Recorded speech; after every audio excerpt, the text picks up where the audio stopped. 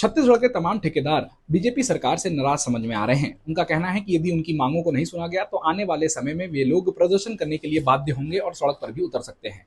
उनकी जो नाराजगी है वो दो टूक है और सीधी है। सबसे पहली बात कि समय से टेंडर पास नहीं हो रहा है, और अगर टेंडर पास हो जा रहा है तो समय से काम शुरू नहीं हो रहा है क्योंकि सरकारी अड़चनों का सामना करना पड़ रहा है। और यदि टेंडर को शुरू कर दिया गया है, जमीनी स्तर पर उसको उतारने की कोशिश की जा रही है, तो भुगतान समय पर नहीं हो रहा है सरकार की तरफ से।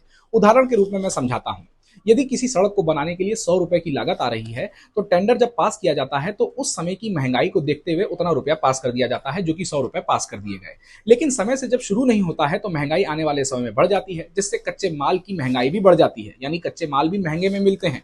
और उसके बाद जब उस सड़क को बनाने के लिए सरकारी सहयोग की जरूरत होती है तो वो सरकारी सहयोग बीजेपी सरकार की तरफ से नहीं मिल रहा है, और अगर कार्य शुरू होता है तो समय से खत्म नहीं हो पाता है, और जब खत्म होता है तो खत्म होते होते तक इसका भुगतान समय से नहीं किया जाता है, और लागत जो आ जाती है वो 120 या तो 130 रुपए की आ जाती है, जो कि 20 से 30 रुपए का नुकसान ठेकेदारों को उठाना पड़ रहा है। ये उदाहरण के रूप में बता रहा हूं। और इसी बात को लेकर के जितने भी ठेकेदार हैं वे वहां की बीजेपी सरकार से, विष्णुदेव साय से नाराज समझ में आ रहे हैं कि समय से आखिर में काम क्यों नहीं शुरू किया जा रहा है। ब्यूरोक्रेसी के लेवल पर या फिर मंत्री परिषद के लेवल पर इसको नहीं सुना जा रहा है। ठेकेदारों की नाराजगी साफ तौर पर दिखाई दे रही है। अब देखना होगा कि आने वाले समय में इसको किस तरीके से लिया जाता है। लेकिन अगर बीजेपी सरकार इस बात के दावे करती है कि वे लोग मजबूती से विकास कार्य को ध्यान में रख करके काम करना चाहते हैं तो इसको सुनना चाहिए।